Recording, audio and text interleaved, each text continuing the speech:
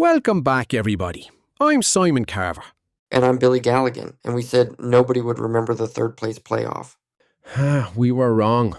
We were spectacularly wrong. France versus England in Miami, the game nobody wanted to play in, 10 goals, a hat trick, an all-time World Cup scoring record broken, and 2 goals in stoppage time just to make absolutely sure nobody left early.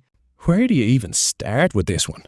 You start with Declan Rice in the 3rd minute, a curler from distance straight into the bottom corner, the kind of goal you'd be proud of in any game, let alone when your team is supposed to be too emotionally drained to play.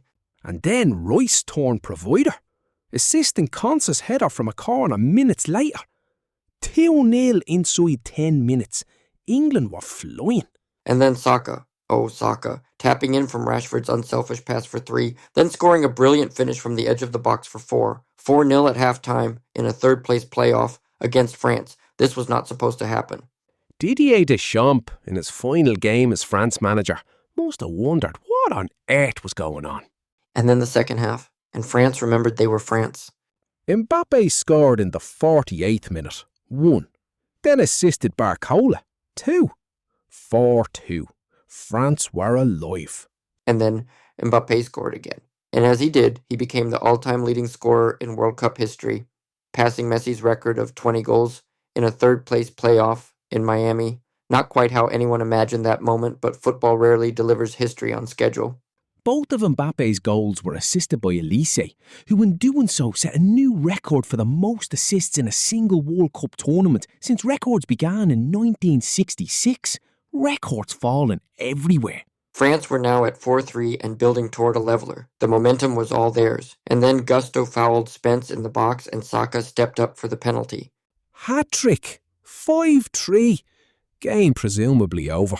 Presumably. And then Dembélé scored in the 96th minute, 5-4. And then Bellingham, a stunning solo goal in the 98th minute, 6-4, final score. 10 goals. In a game nobody wanted to play. Between two teams whose hearts were broken in the semi-finals.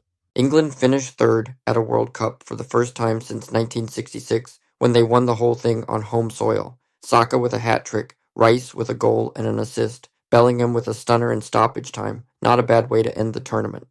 For France, it was a bittersweet farewell. Mbappé breaking the all-time record, but on the losing side. Deschamps going out with a defeat after everything he's achieved. 2 World Cup finals, 1 winner's medal. A legacy that will never be forgotten. He deserved better from his last game, but his players gave everything they had and that has to count for something.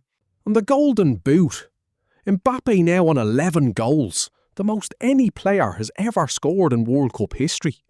Messi is on 9. To win the golden boot tomorrow, Messi needs to score 3 goals in the final. To draw a level, he needs 2. So now the final has another layer. Not just the World Cup trophy, not just Messi versus Yamal, not just Argentina's chance to go back-to-back, but Messi chasing Mbappe's record in what is almost certainly his last ever World Cup game. No pressure then.